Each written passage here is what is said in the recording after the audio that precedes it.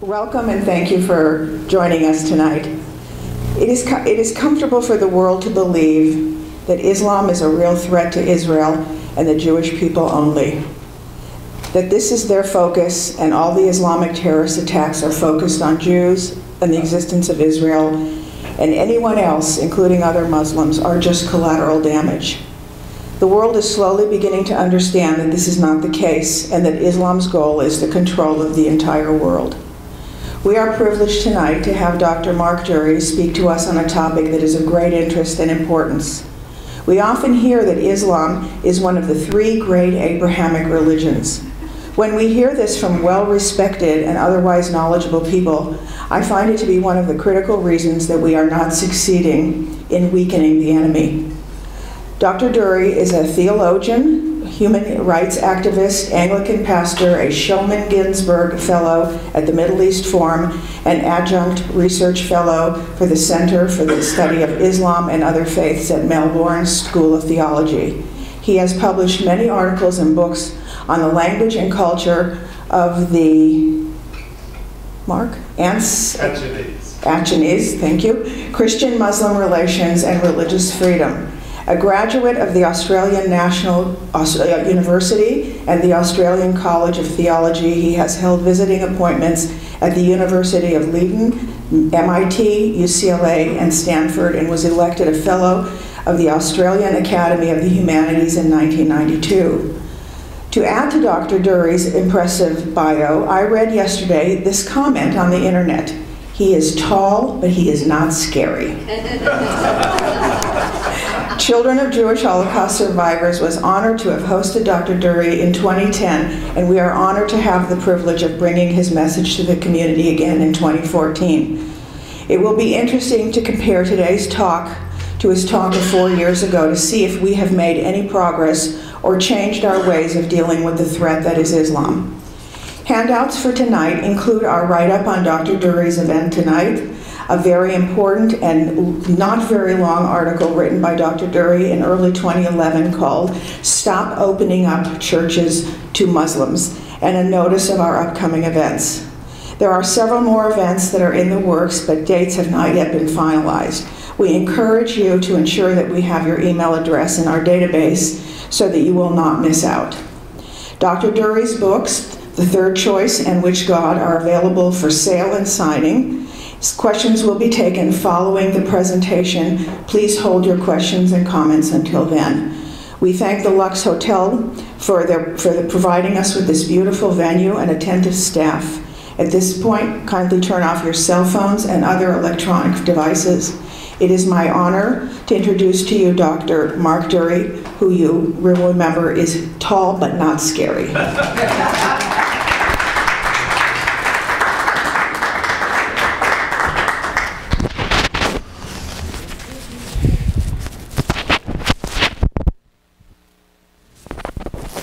Thank you, Doris. I'm tempted to begin by saying boo.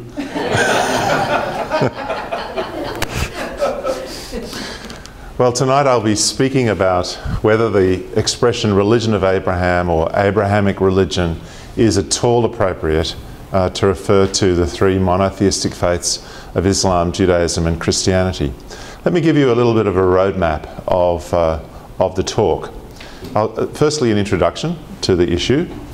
And then I'll look at Abraham in Genesis, really, and reflect on Christianity and Judaism's take on the Abraham of Genesis, already a problematic person to be looking to for unity between those two faiths. And then we'll go through Abraham in the Quran, and I'll draw that together, the three faiths, and then explain how Christians in the Middle East, under pressure from Islam, picked up the idea of Abrahamic faith, which is a term found in the Quran, and made it a cause, and why what I call dhimmi theology, or the theology of the oppressed church, has had a powerful influence on the interfaith movement. Well, that's the roadmap for where we're going. And I start off with this slide of a man, and it looks like his son, standing in front of the Dome of the Rock in the 1950s. In Jerusalem, a symbol really of the question of what is the relationship between the faiths and how can they work together. The Abrahamic fallacy is the belief that Abraham is a figure of unity for Islam, Christianity, and Judaism. This phrase has become really popular as a cover term for the three faiths. It's particularly liked on the one hand by Jewish and Christian progressives, and on the other hand by Muslim apologists, Islamic evangelists. The term implies a kind of unity or brotherhood or equivalence between the three religions. More broadly also, it's become the standard term in the academic areas of comparative religions, and it refers to these three faiths in contrast, for example, to Indian religions or East Asian religions. So it's become a widely accepted technical term for these three faiths. And essentially what's embodied in this term, Abrahamic faiths, is that Abraham is shared as a common point of origin perhaps, or perhaps a representative of values that are held in common by these faiths, and that the faiths are linked together in some way by some kind of continuity. They sort of belong together in a basket. In fact, the expression is used in a variety of ways. A New Zealand theologian called Adam Dodds has pointed out that for some it's just a sort of label, a functional shorthand. For others, it implies some kind of continuity between the three religions, perhaps not specified, but for others it implies an intimate unity, even very close identity, give or take a few small differences, implying that the Quran and the Bible are both inspired by God and that the same eternal message is presented in all three. So people use the term in a variety of ways. But my question is, even though it's become the standard language, is it a helpful term, or is it a really bad term to be using? Is it a mistake to have gone down the track of using Abraham as a kind of poster boy for the three faiths? Well, it is true, of course, that Christianity and Judaism do have the Abraham of Genesis in common. This is the text, the narrative found in the book of Genesis. This is a figure of covenant and promise called the father of many, and specifically, of course, the father or the patriarch of Israel. The Abraham of the Bible is a symbol of God's benevolence to the nations. He's not a model of moral perfection. He makes some bad mistakes. But nevertheless, he's a prototype or a forerunner, even physically, for Israel, and of someone also in intimate, personal and covenantal relationship with God. This is a state to which the Hebrew Scriptures testify on almost every page. So he's a very important figure as they're opening up of this intimate, personal, enduring relationship with God. But while there's quite a lot of overlap between Judaism and Christianity in their appreciation of Abraham because of the Genesis text that's held in common, there are really significant differences between how the two faiths understand Abraham, and in some ways they're completely at odds with each other. Neither Judaism or Christianity just reads Abraham based on Genesis. For Christians, it's Paul who frames Abraham. He casts him as someone justified by faith. He writes in Romans, "For Abraham believed and the Lord reckoned it to him as righteousness," citing from Genesis. And the Pauline Abraham might be considered to be the prototype of a de-Judaized, gentle Christian liberated from the shackles of rabbinical law. For Jews, however, while for Jews Abraham's paternity is through literal descent, Christians consider themselves also to be children of Abraham by faith, following Paul, who calls Abraham the father of all who believe. So this is a new lineage for Gentiles, a lineage not children of Abraham, but not from Isaac and Jacob, as Paula Fredrickson has put it. On the other hand, Jewish tradition, the rabbinical tradition, reads Abraham through the oral traditions, the Talmud, which portray him as an idol-destroying monotheist and a forerunner of Torah observance. There's a story in a Jewish midrash which tells how the young Abraham smashes his father's idols and then tells his father that one idol had destroyed all the others, and his father says, "That's not possible, it's just a statue." And Abraham says, "Yes, that's my point. They're just statues. They're not gods at all." So it's a kind of charming story. It's not in the Bible. And interestingly, there's nothing in the Bible, in Genesis at least, that portrays Abraham as a monotheist, exclusively devoted to one God, or as opposed to idol worship. There is an implication that Abraham walked in accordance with God's laws. it says, "I've chosen him so that he'll direct his children and his household after him to keep the way of the Lord by doing what's right and just, so that the Lord will bring about for Abraham what he has promised him." So Abraham has been chosen to be a bearer of the promises of God, with the purpose that his generations will walk in covenantal relationship, doing what is right or what is just. But that doesn't actually say that Abraham was the best example of doing that, nor does it say anywhere in the Genesis story that he specifically rejected idolatry. In fact, the first time the issue of idolatry crops up is when Jacob discovers that Rachel has stolen her father Laban's household gods and gets rid of them. Later in Genesis, "Get rid of the foreign gods you have with you," he says, "and purify yourselves and change your clothes." Also in Joshua, there's a mention that Abraham was chosen by God out of the idol-worshipping context of his father. So that implies that Abraham made a break with idolatry, but it's not actually explicitly spelled out in the Genesis story. Also, there's no law or code of conduct described in Genesis which Abraham followed. The only thing that is mentioned is that he was called to circumcise males in the household. There's covenantal relationship, there's favour, there's promise, there's references to Abraham's faith and his obedience, but there isn't a system of law that's part of the story of Abraham. There is one incident in the life of Abraham which really speaks of rejection of the idolatry of surrounding nations, and that is the story of the binding of Isaac, the Akedah. It seems to function, or it could function, as a rejection of Canaanite idolatry.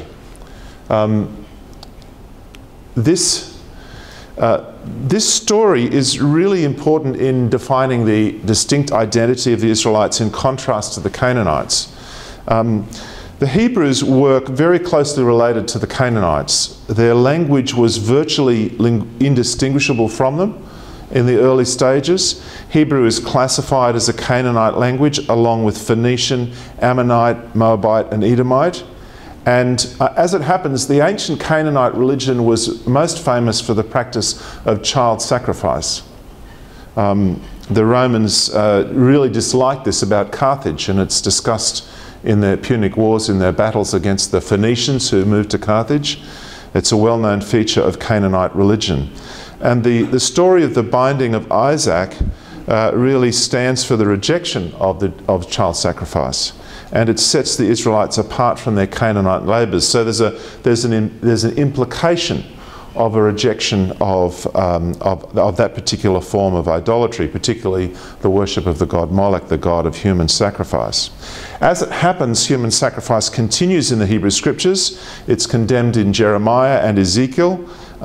Solomon built a temple to Moloch for one of his wives, a Canaanite wife, and it's only really stopped after the exile. The exile is at the end of that. So it's a continuing issue for the Hebrews.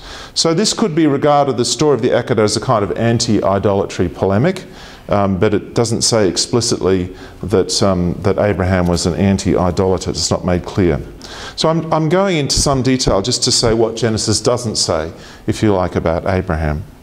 Well, despite the shared text, and for Christians, of course, the Hebrew Scriptures are the Bible, or part of the Bible. I spent 3 years studying Hebrew in seminary. It's part of training for Christian ministry.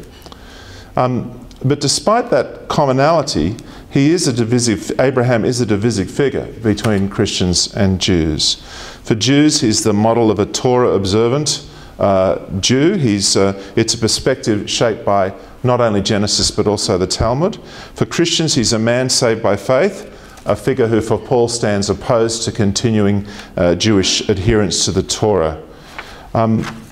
There are tensions here even in the Christian narrative, the Christian story, Paul's view of Abraham is somewhat conflicted, or of Judaism. On the one hand, he extols Jewish identity and affirms the promises of God to the Jews as irrevocable. On the other hand, he castigates the Jews for holding on to Torah observance and for requiring Gentile followers of Jesus to follow the Torah as well. And he asserts it's not the children of the flesh, that is, the natural descendants of Abraham, who are the children of God, but the children of promise.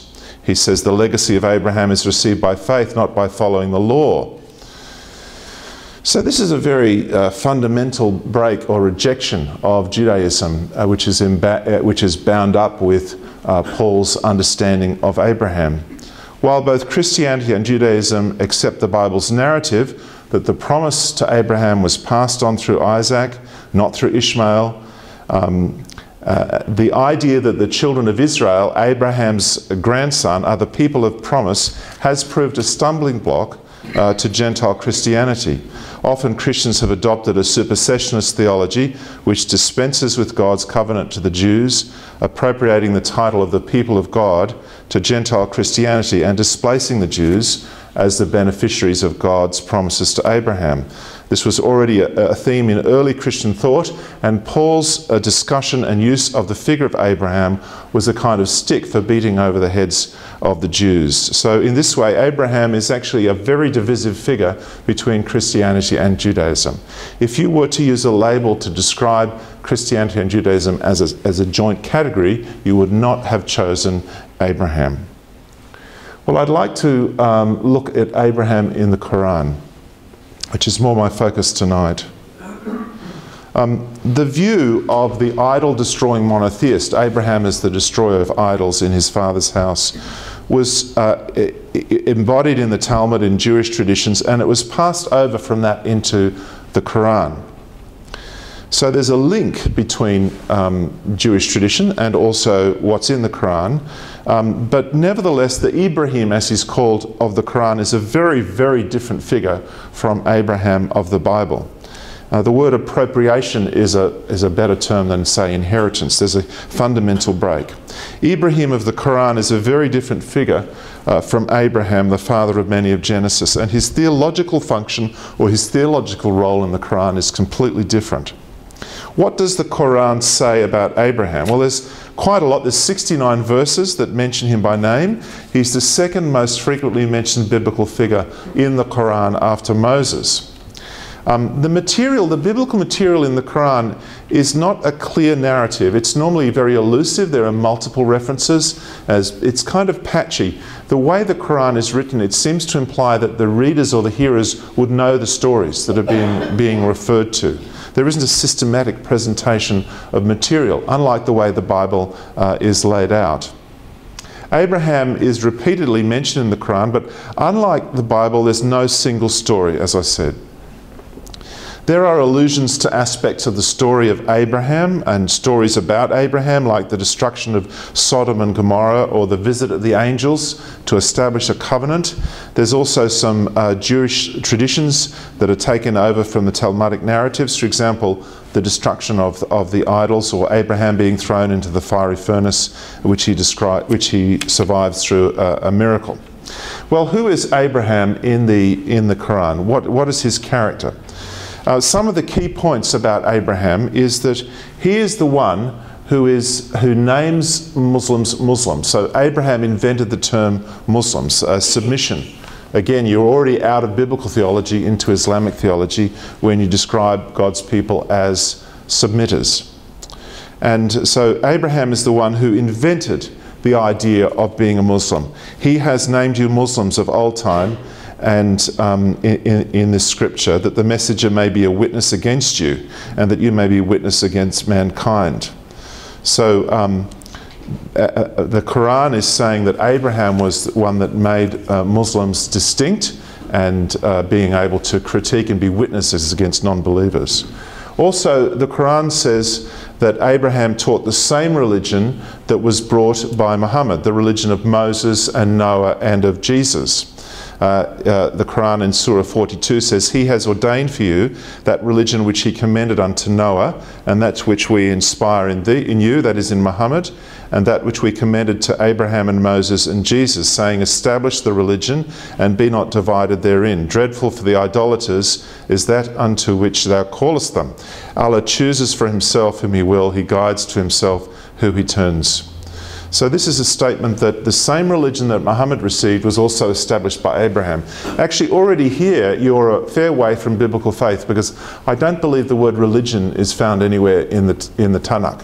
It's not a biblical category, religion. It's an Islamic category.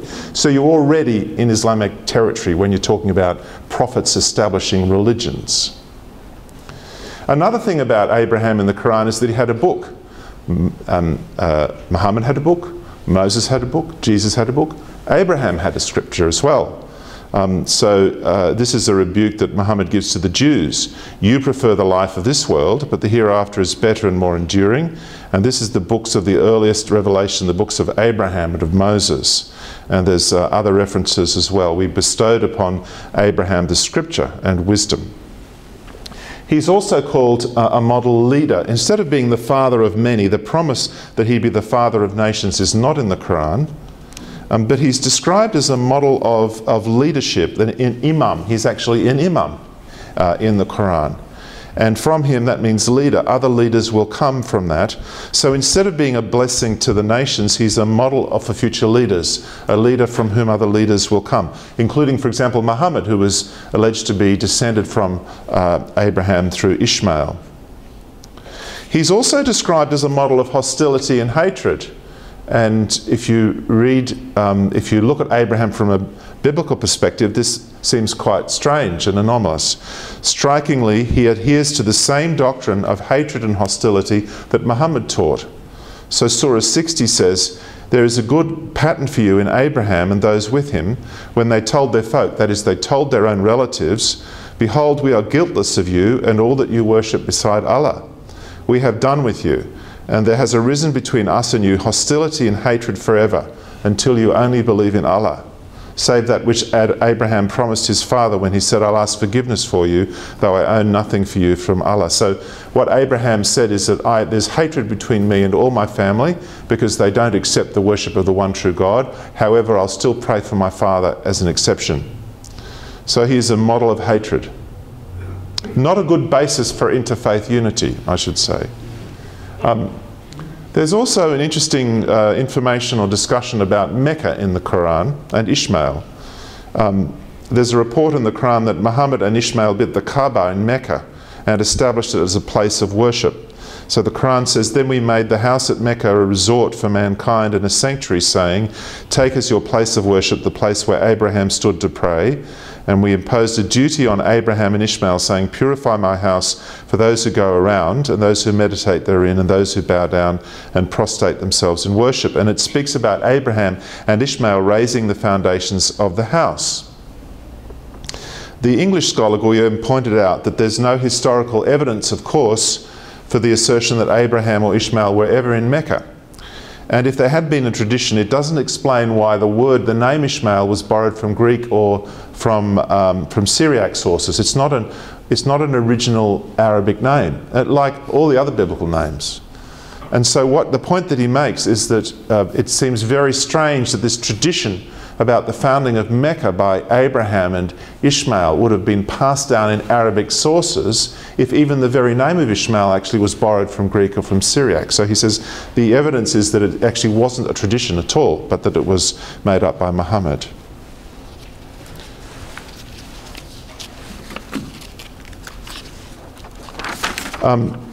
Interestingly, the traditions of Muhammad refer to Ishmael as being sacrificed or attempted to be sacrificed by Ibrahim instead of Isaac. So there's a replacement in that story. Ishmael is also referred to as a prophet. I think Muhammad called everyone a prophet if they seem to be significant. And he's in a line of prophets, and Jacob names Ishmael amongst his fathers as well, or his forebears, in this prophetic line that ultimately ends up in Muhammad. The most important thing to realize is that the religion of Abraham is a phrase found repeatedly in the Quran, and it refers to Islam in contrast to Judaism and Christianity. These passages occur in the context of polemics in which particularly Muhammad is arguing with and against Jews. And he says, why do you disbelieve in Allah? He's saying, why don't you accept Muhammad? So in Surah 398, he says, O people of the scripture, Jews or Christians, why don't you believe in the revelations that Allah has given? Because Allah is a witness of what you're doing now in your disbelief. And 3 verses earlier, he says, Allah speaks the truth, follow the religion of Abraham. He was not one of the idolaters. And in Surah 399, just a few verses later, O people of Scripture, why do you drive people back from being believers in the way of Allah, seeking to make it crooked when you're witnesses, when you know what's happening? Allah is aware of you. So he's saying, you should follow the religion of Abraham. Why are you opposing me? I am teaching the religion of Abraham. The religion of Abraham, Abrahamic faith, is Islam.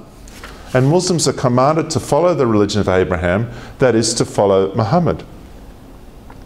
So the Quran says, we inspired Muhammad saying, follow the religion of Abraham. So according to the Quran, it's Islam in contrast and against Christianity and Judaism, which is the Abrahamic faith. It's the followers of Muhammad who have the best claim to Abraham, says the Quran.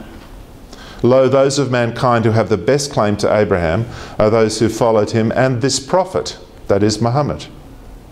The Quran also says that Abraham was neither a Christian nor a Jew. Christians and Jews are rebuked for claiming their identity in Abraham. And they say, be Jews or Christians, says the Quran, and then you'll be rightly guided. But say to them, no, we follow the religion of Abraham, the upright. He was not one of the idolaters. And Surah 365 says, O people of Scripture, why do you argue about Abraham when the Torah and the Gospel weren't revealed until then? Abraham was not a Jew nor a Christian. He was an upright man, a Hanif, who surrendered to Allah. The word surrender means he was a Muslim, and he was not one of the idolaters. Are you saying, that the Quran says, that Abraham, Ishmael, Isaac and Jacob and so on were Jews or Christians? And Muhammad is told, tell them, do you know best or does Allah know best? Who is more unjust than someone who hides the testimony that he's received from Allah? Allah is aware of what you do. Here Muhammad is rebuking the Jews particularly for saying that they were following Isaac and Jacob. He's saying they were deceiving the truth. They actually knew the truth, that their religion was Islam, and that if they were following that religion they would become a follower of Muhammad. The Islamic Abraham is not a good basis for interfaith unity. Muslims have to accept Abraham. It's an article of faith, that if you are a Muslim, if you follow Muhammad, you have to accept Abraham. There's this phrase in the Quran that says, make no distinction between the messengers. That is, they are all prophets of Islam.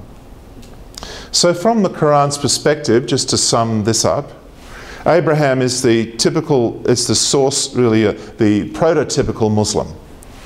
He's used by Muhammad in the Quran as a polemical weapon against Jews particularly, but also Christians, the people of the book. This arises, for example, in his disputes with the Jews in Medina that were a really significant formative influence on large sections in the Quran. So Muhammad is really saying, you're quoting Abraham to me and saying that you're children of Abraham, but Abraham was a Muslim, one of the long line of Islamic prophets. If you accept Abraham, you must accept me. And he also says, you know that this is true, but you're concealing the truth. Not only Abraham, but Moses and Jesus are considered to be Muslim prophets. So Islam is the true heritage of Jews and Christians. Jews and Christians who convert to Islam are actually reverting to the faith of their patriarchs, reverting to their one true religion, which is their source.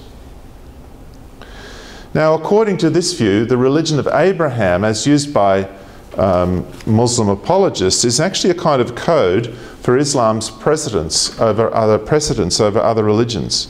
Islamic mission or da'wah to Christians and Jews involves calling them to the religion of Abraham, that is, to Islam. And the Abrahamic interfaith dialogue, for at least some Muslims, is intended to create a bridge in which Jews and Christians can come over to Islam. As Sayyid Qutb said, when we build a bridge between Islam and other faiths, it's only a bridge that goes one way. Shaman A-Siddiqui of Flushing, New York, put this position about the future of America in a letter to Daniel Pipes some years ago. He said, Abraham, Moses, Jesus and Muhammad were all prophets of Islam. Islam is the common heritage of the Judeo-Christian Muslim community of America. Notice the shift. It's not a biblical society or a Judeo-Christian society. It's a Judeo-Christian Muslim society. It's an Abrahamic political order that we have. That is an Islamic order that this country has. And establishing the kingdom of God, he said, is the joint responsibility of all three Abrahamic faiths.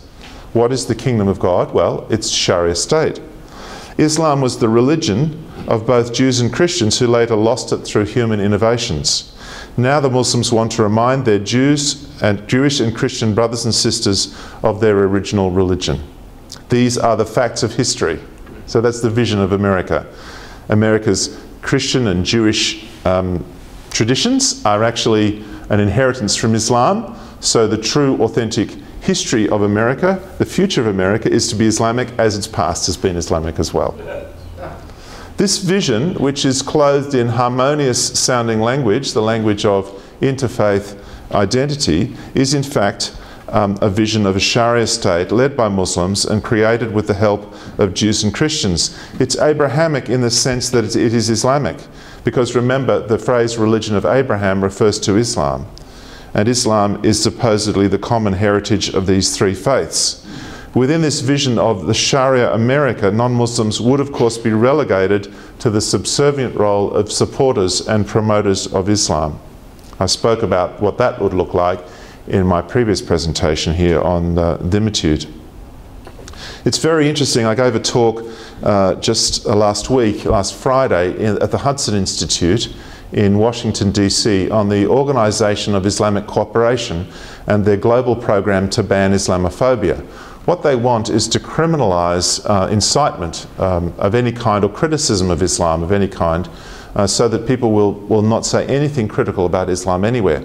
But what's really interesting about their campaign is that in their report from last year of Islamophobic incidents in the West, they're not very concerned about Islamophobic incidents in Muslim countries such as Shiites bombing Sunnis or vice versa. They're more worried about cartoons that people do in the West.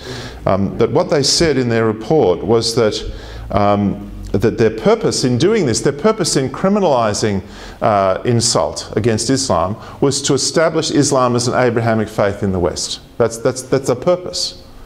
They see this as a political goal, as a spiritual goal. And I think it's worth listening carefully to an organisation like the OIC, which has 57 member states and is investing tens of millions of dollars in this program. If this is their purpose, then it's significant that it's not just interfaith harmony they're aiming for. Their goal stated in their constitution is to promote Islam, to restore it to its place of leadership in the world. Today, the phrase Abrahamic religion has become a touchstone of interfaith dialogue and unity between Islam, Christianity and Judaism. But ironically, it is just a rendering of the expression religion of Abraham, which comes from the Quran, and it refers to Abraham as a Muslim. It refers to Islam. So Abraham is a really divisive figure for these three faiths. For Christians, he's the apostle of salvation by faith alone in opposition to Judaism. For Jews, he's the Torah-observant father of the Jewish nation and a reminder of God's irrevocable covenant with the Jews. For the Muslims, he's a proto-typical Muslim prophet, a forerunner and validator of Muhammad's claims against the two biblical faiths, and also the basis of Muslim claims that Islam both predates and supersedes Judaism and Christianity. Now I'd like to just reflect for a moment on where this term came from. How did it become so embedded in our dialogue today? How did it become almost impossible to talk about these religions without using these terms? Well, the person that was most significant in popularising it was a Lebanese Maronite priest, Catholic priest, Youakim Moubarak, and he was influenced by his teacher, the French scholar Massignon. who, by the way, Monsignor regarded Islam as a genuine revelation from God and Muhammad as a prophet, but of a more primitive form than Judaism and Christianity. Moubarak wrote a PhD in 1951 on Abraham in the Quran, and he subsequently had a great influence on Vatican II's policy on Islam, which has shaped current Catholic positions. For example, the Catholic Catechism states that Muslims profess to hold the faith of Abraham, and it states that Islam and Christianity are united in the adoration of the one God. So that fruit of, that is very much the fruit of Moubarak's influence and those that thought like him. Moubarak also saw in the theme of the Abrahamic faith a force which could unite Christians, Jews and Arabs into one family in the Middle East. So he wrote that one should promote an egalitarian Palestine in which Jews, Christians and Muslims demonstrate together its Abrahamic and ecumenical vocation. What he's speaking about is a Palestine without an Israel. He's speaking about a society in which Islamic law becomes the dominant faith, but that's fine because it will be fulfilling an Abrahamic and ecumenical vocation. This vision of a spiritual and political reconciliation between faiths based on a shared identity of followers of Abrahamic faith is a fundamentally flawed one, and actually very destructive. It leads to Islamization, and a society based on the Quranic concept of Abrahamic faith is a Sharia state, which by virtue of the structure of Islamic law is devoted to the decline and ultimate disappearance of Christianity and Judaism. It shouldn't really surprise us that a Christian from a dhimmi background, from a society absolutely traumatized by massacres of hundreds of thousands, millions in fact, in the late 19th and early 20th century. I'm speaking about the massacres of the Armenians and also Jews, Assyrians and other Christians and other non-Muslims in the Middle East. That someone from that background would produce a dhimmi theology which offers to Christians the option of serving Islam by embracing the legitimacy of its claims to be the Abrahamic faith, and also thus embracing Muslim power. Bat Yaor writes in her book Islam and Dhimmitude, Moubarak interpreted the end of Christian political power as a religious liberation which would restore to the Church the vocation that Islam had assigned to it, a service of charity and love towards Muslims. So the promotion of Abrahamic faith as the touchstone of interfaith religious dialogue came in its origins with a vision of a Middle Eastern utopia in which Christians, Muslims and Jews would live side by side in unity. In reality, this vision encouraged Islamophile church leaders in Lebanon to fight alongside the Palestinians to destroy the political and national structures of Christianity in Lebanon. The ultimate outcome has been and will continue to be the progressive Islamicization of that nation and the destruction of the Church in accordance with the internal theological goals of Islamic doctrine, a process which is now reaching endgame stage in Iraq and could also in Syria. I could say there's an interesting parallel also with the Arabist movement, that is the idea that Muslims and Christians together had shared a common Arab identity, which was promoted by Christians, particularly in the late 19th century. Of course, that desire, that mimetic tendency, the desire to disappear into the Ummah, to be identified with Muslims, has not brought safety to the Christians in the Middle East. In fact, it's Christian communities that have emphasized their separateness and distinction from the Arab identity that has survived the best, such as the Copts in Egypt. This is a really significant issue for the political future of countries like America and the UK and Australia.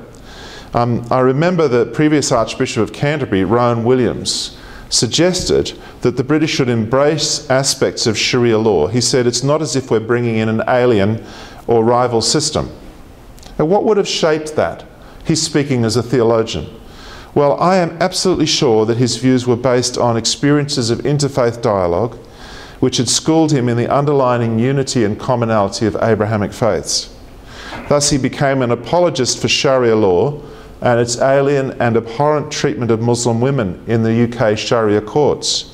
The pointy end of Williams' proposal is the entrenchment of these courts in the UK, which aren't good for the rights of Muslim women. They bear the wounds of his decisions upon their body, or his recommendation upon their bodies. By making this statement, Rowan Williams became, unwittingly I think, unintentionally, an apologist for Sharia, including the implication that Muslims be politically dominant. He was saying, it's okay, it's Abrahamic, it's not alien to the Judeo-Christian ethic or to a Christian society. Well, this is the Abrahamic fallacy. The concept of Abrahamic faiths is a fallacy. Its contemporary influence was tragically born out of a century of Christian suffering in the Middle East and foisted upon the unsuspecting West. Evangelicals in America are going through a new round of such influence, particularly coming from Palestinian Christian evangelicals. It is reasonable to ask whether this concept is not a theological Trojan horse designed to promote an Islamic worldview of relations between faiths, carried in to the West by Christians. By all means, let's discuss Abraham and what he stands for in the different traditions, and we can discuss and note the differences and commonalities between us. All three faiths reference Abraham.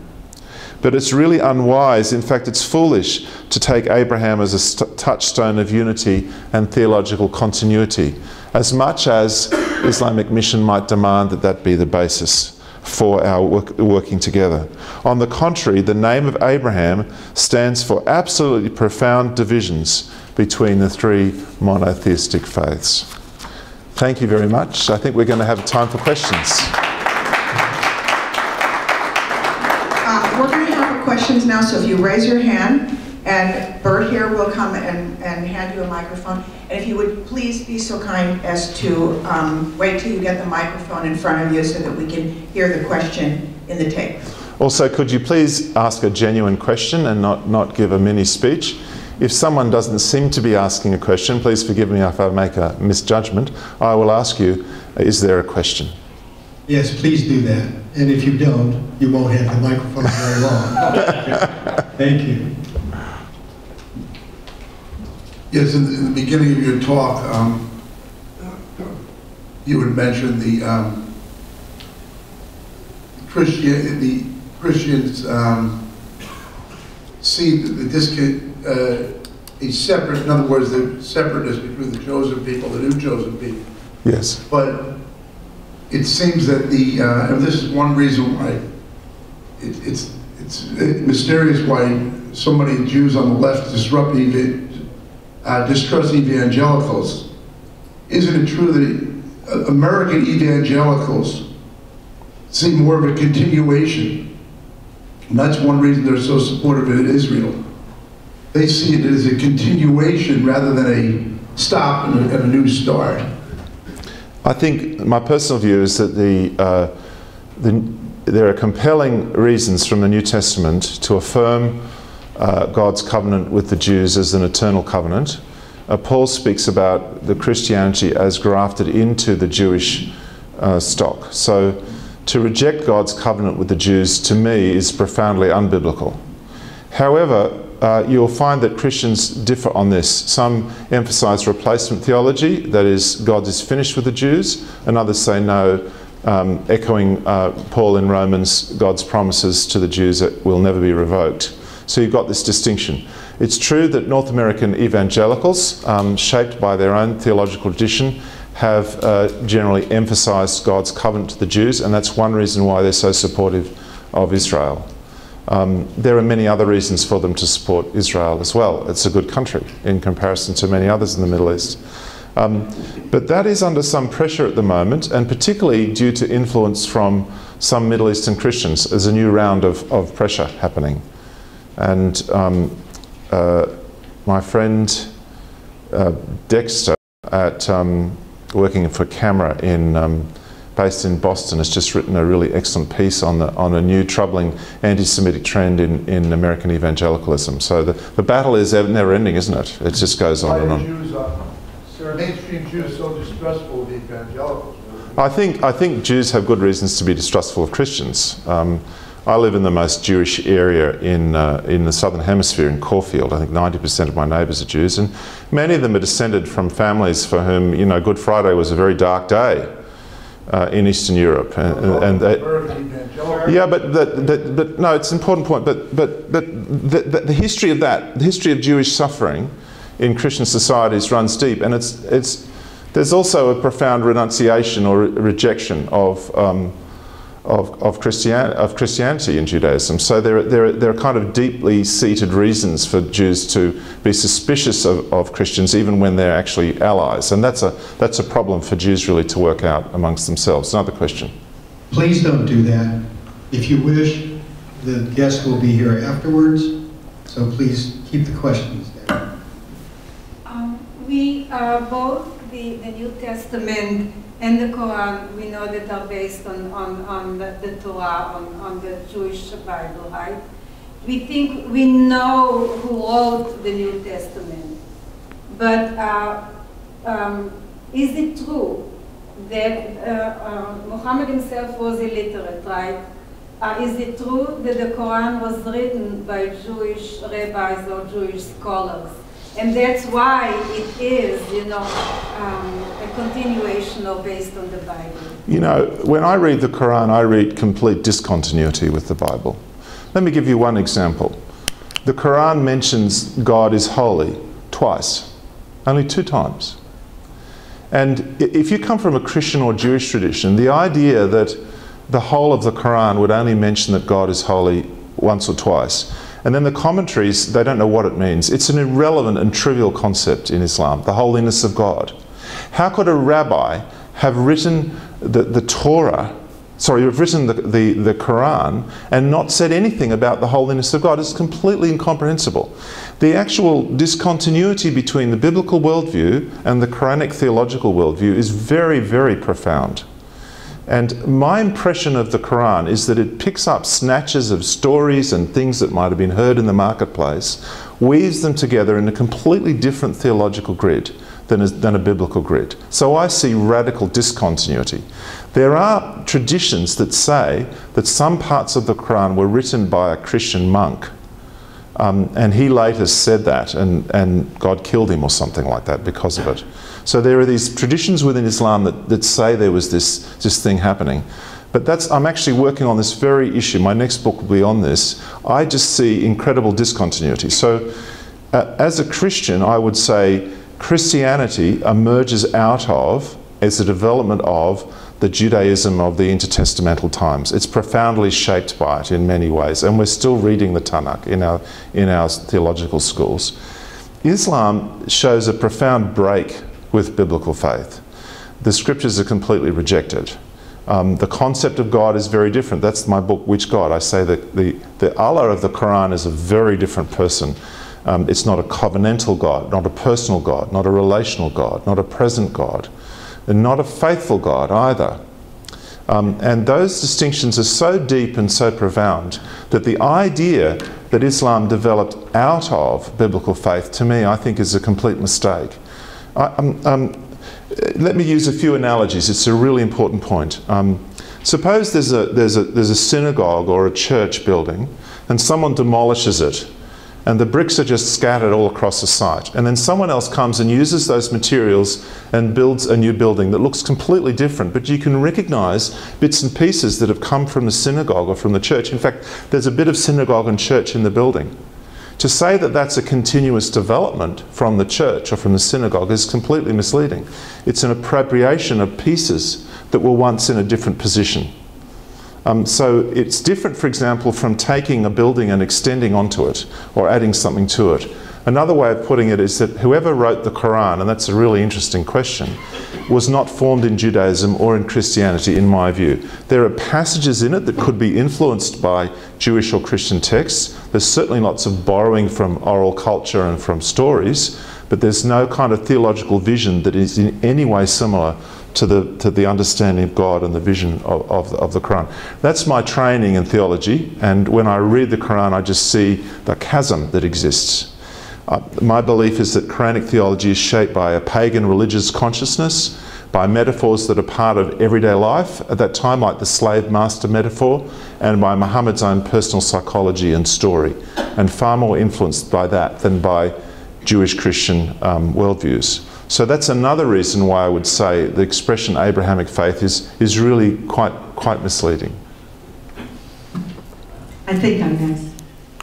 The popular thing to do in Southern California among the Protestant churches is to have these interfaith dialogue sessions, to which I have attended several. What is the best possible argument that one can give to show that indeed Islam is not part of the Abrahamic faith? I wouldn't even use the term Abrahamic. I would say it's not part of a family with the biblical faiths. If you're in dialogue with Muslims, you could say, do you believe Abraham was a Muslim? And they'll say, yes, of course he was a Muslim. Well, then what are Jews and Christians? Where does that fit? I would get them to kind of tease out what they actually believe. So they say, oh, do you believe that the books that we have, that this Bible is the Word of God, as it's written? Don't say, oh, do you believe the Gospel is the Word of God or the Torah? Because they'll say yes, because that no longer exists. But say, is this God's Word? You know, they say, no, it's not. It's corrupted. So you could try and bring those aspects of truth out. But you really you also have to have a battle not in that forum. You need to somehow find a way with the Christian leaders and the Jewish leaders separately. They have a right to critique Islam for themselves and not just under the gaze of their local Muslim friends. They need to stand apart and actually look at it in their own context and look at it through their own eyes and understand what it means. So material like this they could read about and think about. I must admit, some people have been disenchanted with those interfaith experiences, and it's led them to reject the Islamic agenda. Others seem to get sort of sucked into it. And mind you, within Christianity, evangelical Christianity in the US, there is a division. Some people are buying, drinking the cordial, and they're kind of being drawn into this, and others are resisting it. Many people are somewhere in the middle. They don't know quite what to make of it all. And it's those people that we need to be really trying to connect and shift them, even to a space where they're willing to ask questions. I'm asking them to ask a most fundamental question, that is this term that we've invented for ourselves, is it a good term? Because if you find that your language has been subverted and your fundamental categories have been kind of colonized from a different planet, from a different worldview, it's very hard to extricate yourself from the mess. Your language is damaged. So you have to kind of even step back at a very, very profound level. Another question. Yes, what do the Christian dialoguers say about shirk and the concept that Jesus could not have been born a virgin and Jesus was not even crucified? What do the Christian apologists or dialoguers say about these fundamental... Okay, just to summarize, or just to reflect back, the Quran says that shirk, or associating anything with God, is the unforgivable sin, and that Christians are associators, so they go to hell. The Quran also says Jesus wasn't crucified. Well, if you have a sort of Islamophilic view, you admire Islam and think it's kind of lost its way a little bit, you would treat those things as kind of a layer of confusion painted over a fundamentally godly religious structure. One professor of world mission at Fuller University said that Islam is like the Hagia Sophia, like the cathedral in Istanbul, which has been painted over with black paint. And if you just scrape the paint back, you'll see the glory of biblical faith. So there's a bit of blackness there, it's a bit of stuff, but really structurally, fundamentally, it's sound. So they really believe that. So then, in a sense, if you suppose you lead someone to leave Islam and become a Christian, you're actually calling them back to their original faith. It's a bit like what the Muslims see the other way. It's a very Islamic view of Islam. That's the way Islam views Christianity. It's a distorted form of Islam. So you have an Islamic view of Islam and you sort of come back to Christianity. I think it's profoundly mistaken, really, really deeply in error. It's interesting, in my own personal ministry, we've had many Muslims become Christians in Melbourne, particularly Iranians, and baptised 50 in the last year, and there's about 100 that are coming regularly, and they are absolutely clear. They completely reject Islam. They dislike it intensely. They blame it for all their problems in their country. They are amazed that we in Australia don't share their views. There are people that have left Iran recently. But it's very difficult to get a comfortable Westerner to actually come out of their comfort zone and understand where those people are coming from. I just say my next book is devoted to trying to deal with that issue. It's a fundamental issue, I think, for the health of Christianity. This is a challenge for Jewish communities as well, because I think Jews are they're concerned about stigmatizing or negatively stereotyping others because they've suffered from that. So they're very unwilling to enter into a space which is critical of Islam. That feels like racism. So that fear of being the very thing they fear the most limits their ability to think clearly. And there's also the kind of Western kind of accommodation. All religions lead to the same mountain, you know, all paths go in the same direction. People are basically good and decent. These fundamental ideas about humanity and faith that are really not very practical, not very helpful, but they've become so deeply entrenched. So when you're dealing with these issues with people, it's not just what they believe about the Bible or deep theological issues. It's very simple, fundamental worldview things about how they look at life and how they see their role in life that are pulling a lot of their strings. I think you just explained this, but in about 2 or 3 paragraphs, could you summarize your booklet about churches, stop opening up churches to Muslims? In a couple of paragraphs. Yeah, that was triggered off by a report of a church that had invited Muslims to worship. The first chapter in the Quran, Al-Fatiha, the opening, is part of the daily prayers of Muslims. 17 times a day it's recited if you pray 5 times a day according to the ritual.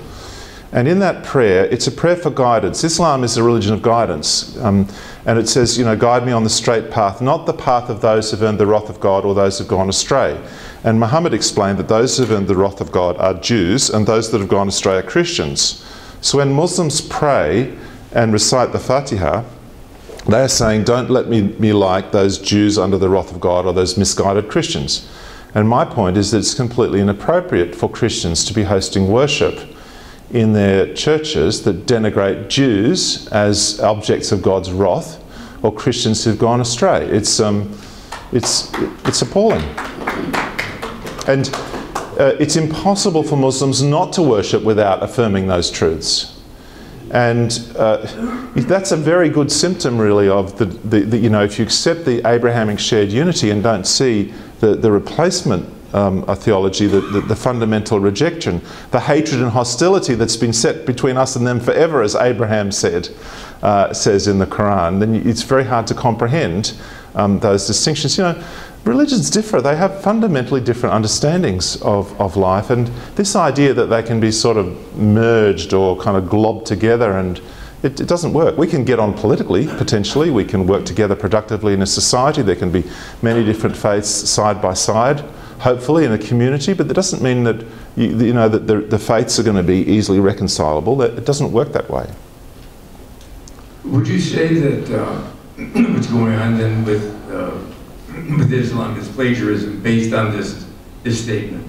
The story of Abraham is either historical or it's Jewish mythology. As far as history goes, there's nothing written, as far as I know, there's no evidence of Abraham existing outside of the stories in the Bible. As far as Jewish story or mythology, it's there. Well, if it's not proven, if there's nothing proven, then that makes no sense that they can say that they're derived from Abraham because there's no proof of an historical Abraham in the first place. If it's Jewish mythology or Jewish story, then that seems to me to be just outright plagiarism. Are they liable for that? One of the criticisms that was made against Muhammad by his Arab community and also by the Jews of his time was that he was a plagiarist. So that's an ancient attack on Islam, that Islam is very sensitive to and rejects. But I think there is a strong trend in Islamic thought to replace the heritage and to claim the heritage of others for themselves. So this works itself out in many ways. One is the plagiarism. I would think of it as more as creative borrowing. You take that and say, oh, it's mine. So when the Muslims conquered Persia, they were told to take back the country. It was theirs originally, you know. And all the conquests in the Middle East were acts of liberation. So there's a worldview that says this is all Islamic, we should reclaim it. It's a similar impetus that led to the destruction of all the graves on the Mount of Olives. You try and obliterate the history. Or on the other hand, you see in the Muslim community in America and in Australia and everywhere a really strong emphasis to say, oh, America has a strong Islamic history. And the way that's done is by emphasizing how many of the slaves that came over from Africa were Muslims. So, you know, Islam was here from the very beginning. This is a whole industry of emphasizing the Islamic history of America, or Australia, or other countries. So there's that tend to kind of colonize history. Islam has done particularly well when it's adopted or co-opted the energies of other civilizations. So when the Turks, who were originally slave soldiers for the Muslims, became a Islamic force in their own right, then Islam had a whole new lease of life. And Islam has often kind of drawn on the riches of other civilizations to get energy for the next phase.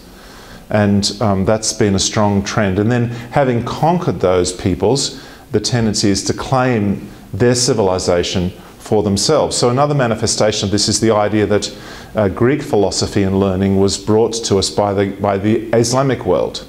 That if it hadn't been for Islam, you know, the Dark Ages would still continue and the Enlightenment would have never happened. So this is the idea really that Greek philosophy was rescued by conquest. It's a very strange way to rescue people and their ideas, to conquer them. And so this idea of the replacement, the supremacy of Islam, the originalness of Islam is manifested and works its way out in many, many different ways in understandings of history that are now colonizing our classrooms, in understanding of national identity, in this claim that America has an Abrahamic civilization. Yes, it's manifested all the way through. But let me say, as I said at the start, this claim against Muhammad that he was a plagiarist was made at the very beginning. And those that said that met a sticky end. So it's a claim that Islam is very sensitive to. And when the OIC says we are trying to establish Islam as an Abrahamic faith in the West, that is a campaign to eradicate that claim, to negate it of any kind of validity.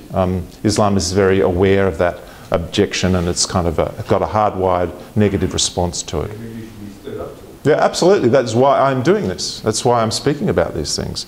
And trying to, my background is in linguistics. I was an academic in linguistics. I'm very interested in words and what they mean, why they mean what they mean, and how we get them. And sometimes we might have trouble resisting ideas if we just own the words that are created by that worldview. You have to rethink our language. It's the 1984 problem, when all your language gets taken away and all you've got left is something that just speaks of something that's not true. Another question. One of the things that's impressed me as a student of Judaism, as I've been most of my life, is the tradition of arguing with God. Abraham started out all right at Sodom and Gomorrah, but he chickened out completely in the Akedah. Moses was much better in arguing with God and challenging God and saying, you're not living up to your own law when you threaten to wipe out the Jews. You're going to wipe out all the Jews. Is there a question? So my question is there anything in the Islam tradition of arguing with God, or are they all robots just following what the Quran says? You know, that's a really beautiful question. And it is a central part of the biblical faith that people argue with God. And God is very personal. And God can cop it. You know, God doesn't abandon covenant because people argue with him. In fact, it's often the opposite. The implication is they didn't, you know. And it's like God's big enough to look after himself. He can cope with a few complainers, you know, even Job, for example, and many, many others. So this is it is one of the most important theological themes of the Bible, is a relationship built on a genuine, robust conversation. Nothing could be further from the worldview of Islam than this. In Islam, it is not permitted to ask troubling questions. I gave a whole sermon to my Iranian Christian friends on why we should ask questions, and I went through reasons in the Bible and explained it. At the end, someone said, oh, but we were always taught not to ask questions. I said, exactly. Muhammad in the Quran, or the Quran says, when Allah and the Messenger has decided a matter, it's not up to anyone else to have any more say in the affair. And the way Islam works is that you're meant to find someone who knows more than you, and then you do what they say. One scholar said you find someone whose knowledge is more than yours, and then their words are like the Quran to you. You're not culpable anymore. You're not culpable anymore because you're doing what they tell you. So Islam actively discourages questioning. In fact, I was reading the life of Muhammad, the earliest biography, and I had to smile when I came upon a passage describing Muhammad's debates with the Jews in Medina. And it says that he spent many hours in conversation with them, and he wasn't very happy about it. And he called them the men who argued too much. He didn't like it. It's a fundamental weakness of Islam. It creates a culture of compliance, of lack of questioning, lack of inquiry. And I think that's damaging economically, spiritually, socially, in many ways. I think it's one of the glories of the Bible that people in relationship with God are encouraged to bring their most intense, extreme and personal questions to God. And that does not damage the relationship, it rather strengthens the relationship. That's to the glory of God. That's to the credit of who God is, I think. Of course, this is so interesting, and my head is full of all these jigsaw puzzles that it seems like maybe a simple-minded question. However, in my mind, if Muhammad didn't come up until the 7th century AD, he literally, in quote, brought Islam to the world and conquered the world there to convert forcefully people into Islam. So he didn't live until the 7th century AD. How then can they go back and claim somebody like Abraham, who lived centuries before Muhammad was even in the world? How can they claim him as a Muslim, or Jesus, or anybody like that? Islam is not very good at epistemology, that is, at knowing why we know things or how we know things. We know it because we know it because we know it. And it's a particularly weak area. You are thinking like a Western person. There's someone shaped by Greek traditions and biblical traditions.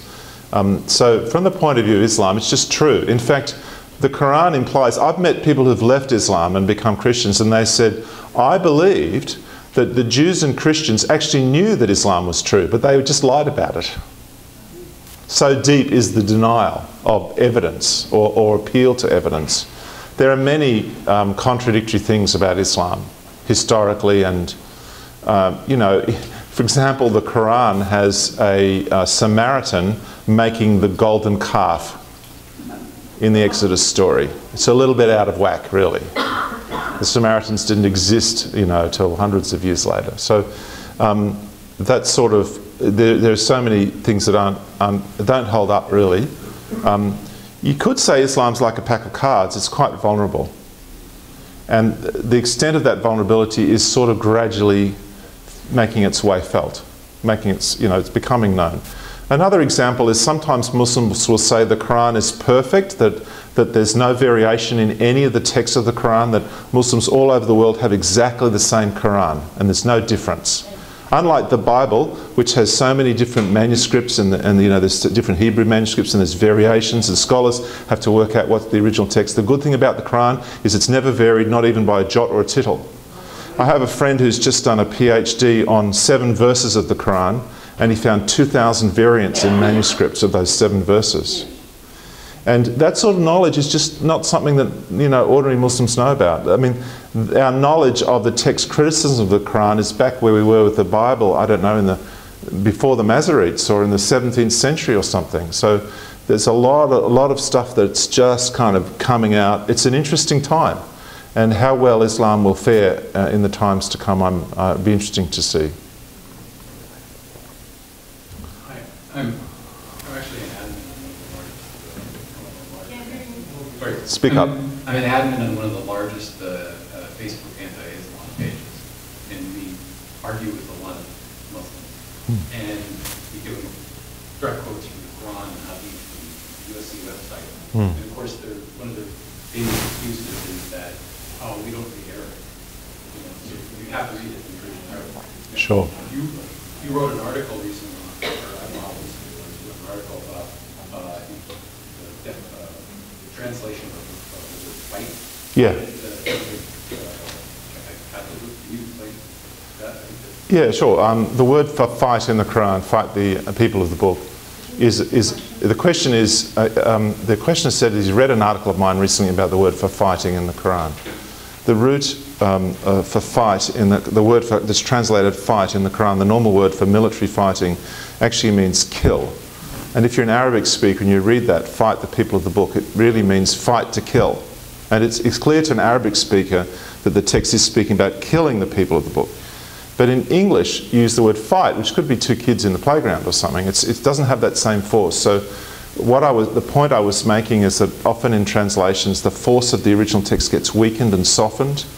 And that argument, you don't know Arabic, is just, you know, it's a very, very poor argument, I think. And they have poor material, and so they use bad arguments sometimes. It's extremely difficult, though, to get through, because there's very big defensive walls set up against truth, really. But we need to keep moving. Lots more questions. Yes? How do you deal with the tolerant and liberal Jews and Christians who demand that we accept Muslims and Sharia law, at least for them, religia, and call those who oppose them bigots? I think they need to get a bit of sympathy for Muslims, a bit of compassion. They need to have a heart for Muslim women who in Sharia courts are really verbally abused and not given equal rights. It's permitted in Islam for a man to beat his wife. Muhammad said that Allah will not ask a man why he beats his wife on Judgment Day. So in a Sharia court, Islamic judges will not investigate adequately spousal abuse. A man in Islam can divorce his wife with a few words. A woman has to go to these courts. There are recently stories coming out now in the UK and other places. How could you, if you had an ounce of compassion or care, want to concede that Muslim women in the United States or in the UK should be second-class citizens just because they're Muslims? It's a kind of racism, really. It's good enough for them, they're just Muslims, let them suffer. That's what really made me angry about the Archbishop of Canterbury's view. Female circumcision is mandated in some schools of Islam. Are they saying we should accept that? I think the principle at stake is that people are equal before the law in this country, and that people should be treated equally before the law, and those aspects of Islam that are inconsistent with the law of America are not legal here and should not be validated by setting up these kind of structures that allow Sharia law to take root. It's a terrible mistake. In Canada, the government was arguing in one of the states to build in Sharia law into the court system for family disputes. Muslim women opposed it. They said, this is going to devastate us. We want to be treated equally like other Canadian women. Why are you treating us like muck here in this case? So that's why I say people that really say that, it's the same phenomenon as Western feminists who do not speak out against Sharia law. They lack compassion. It shows that all their care and concern is not based on true concern for their neighbour and for other people. They don't see them as people worthy of concern and respect and care. So that's I think the fundamental problem with that argument. There was a significant court case in the Human Rights Court in Europe which said that it was legitimate for a European country to outlaw a Sharia party. It was related to a Turkish case. And the reason was that Islamic law discriminates against Muslims by compelling them to be subjected to Sharia law, which is a system which they might in conscience object to. So it uses force to compel Muslims to live according to a code that they themselves might not agree with. It's against the rights, the human rights. It's against the religious freedom of Muslims to grant Sharia law the force of the state. It's a compelling thing. Then there's all the other reasons as well. So yes, I do feel quite strongly about this, and I was extremely disappointed in the Archbishop of Canterbury. Really what he was saying was incredibly cruel if he understood what the implications were. If he'd actually sat in those courts and see what British women have to go through to get their rights. Would you please explain or clarify, in Judaism and Christianity we pray to God, and in Islam you pray for God? I'm not quite, Islam doesn't see God as personal or relational. One theologian said, Allah doesn't love, because love is a human emotion, and to attribute love to God is to attribute a human emotion to God, but he doesn't have human emotions. That's association, that's a sin to say Allah is like us. Islam doesn't have the view that people are made in the image of God, that is, that they have a relational capacity that is somehow allows them to be related to God. It asks for submission rather than relatedness.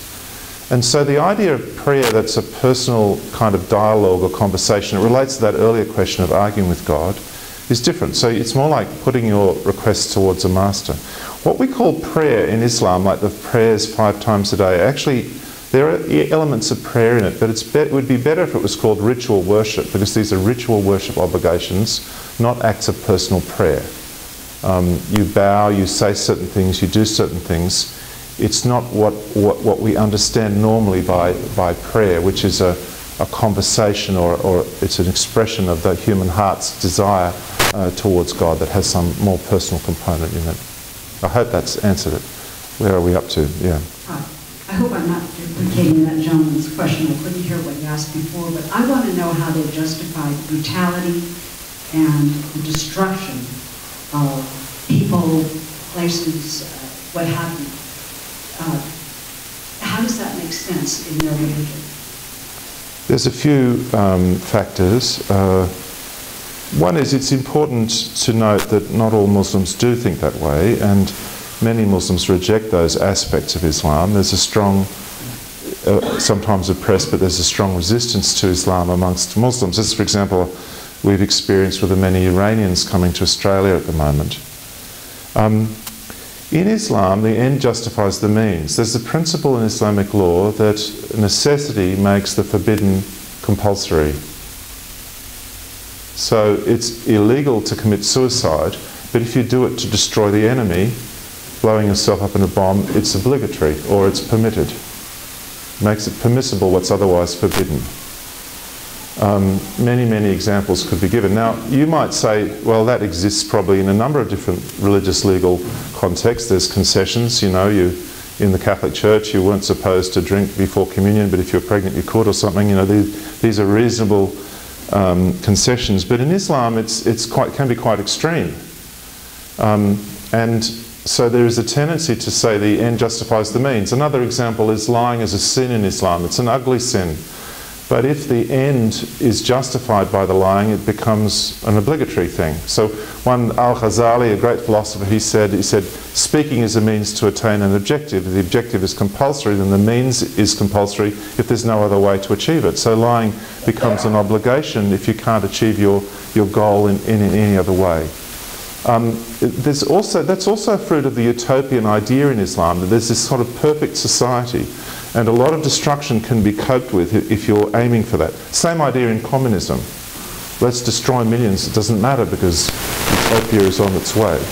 There's also another thing, and that is, in Islam, non-Muslims, disbelievers, apostates are treated very badly. Their blood is halal. They can be killed. It's not a crime to kill a non-Muslim unless they're protected by a pact, you know, by a dhimma pact. They've surrendered.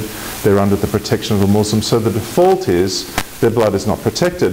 But if they are protected, then you shouldn't kill them. Now, that's not a very good way to think of people. Well, basically, you have no right to live, but we might give you that right. And so those who agree, that's a core view of Islam, but those that agree to that and take that on can end up in the position that Bin Laden was in, where he doesn't see infidel blood as being of any significance. It's the right of Muslims to take that. This is mandated by God. I was just reading the biography of an Englishman who was enslaved in Algeria in the 17th century, and he begins by saying, you know, what kind of God it is this that would give his followers the right to steal what belongs to others, like himself. He was stolen and enslaved. Well, this is part of that end, you know, the end justifies the means. And if your worldview is that this is right, it's mandated, then it's really that's the way you're shaped. The challenge is really to encourage Muslims to think in reciprocal terms. You know, do unto others as you would have them do unto you. To appeal to, I think, fundamental awareness that exists in the human soul that people should treat each other reasonably. And That is happening in the Middle East. There are many people that reject Islam because they see that it's inconsistent with fundamental human values. And it's taken time, but there are, like, as a whole nation, Iran has, despite what its government says, Iran has many people who are profoundly rejecting Islam for those very reasons, because they see that it's contrary to even the most basic kind of human values.